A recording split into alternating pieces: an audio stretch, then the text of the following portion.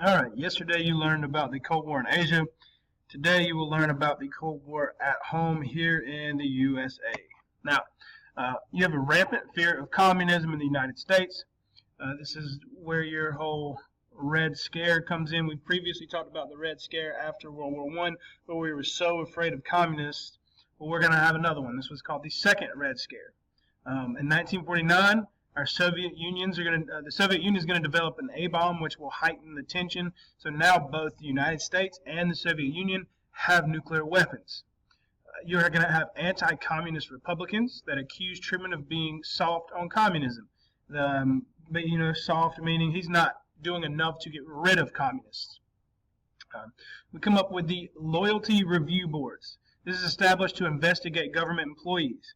That's where you determine whether an employee has done something wrong or not. We're going to search and see if they have any communist background. And if we find that they are guilty of anything, they are actually not allowed to see evidence against them, which, if you think about it, is extremely unfair and most likely unconstitutional. You have the HUAC, which is a House Un-American Activities Committee. Their job is to investigate Hollywood and the communist influence that Hollywood has. You will have the Hollywood 10, which are 10 witnesses that refuse to cooperate. There are 10 people in Hollywood that refuse to cooperate with the House Un-American Activities Committee, so they are blacklisted for years. Blacklisted simply means their names are put on the list and they do not get any more work. Okay, so their careers are ruined. We're going to also have an influx of spies in America. The American public is stunned by news of spy cases. You have Alger Hiss, who is a former State Department. He's officially accused of spying for the Soviet Union, and he is convicted of perjury or lying on the stand. Next, you have the Rosenbergs here, or Rosenbergs, 1950s. They are a couple that are accused of passing nuclear secrets to the Soviet Union. They are convicted and they are executed. Okay, if you think about it, we developed that atomic bomb, and shortly thereafter, the Soviet Unions get their hands on it. So there has to be some type of excuse for that, and the Rosenbergs are credited for that. Okay, now, McCarthyism and witch hunts. This is going to be sort of like a Salem witch trials thing here.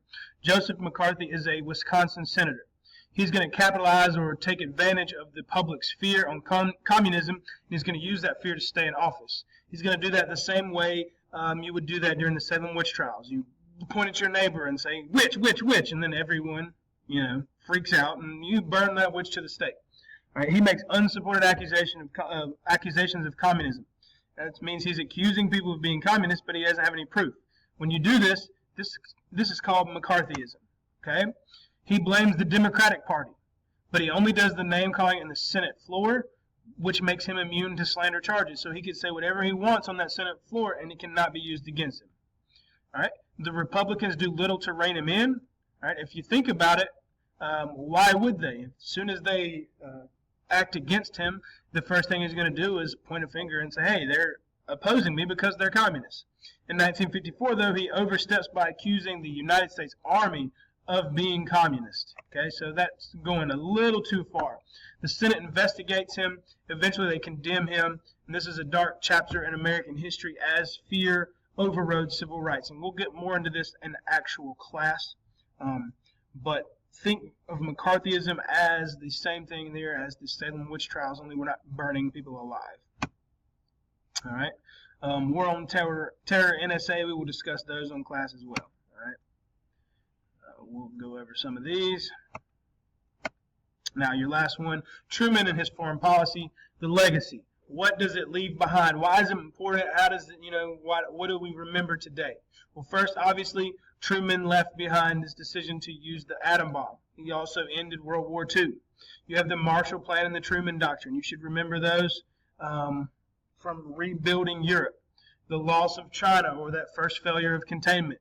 Whereas we have the successful containment in the Korean War. We have the Berlin Airlift, the first conflict with the Soviet Union. We win it. And then the buck stops here, which we will learn more about here. But the buck is just simply saying he's going to take responsibility for his actions and not just pass the blame to someone else. He is taking full responsibility and full credibility, okay? So make sure to finish your entrance tickets. Otherwise, you will not get to hunt communists. You will be doing book work. Got it? end this sucker at 5 minutes on the dot.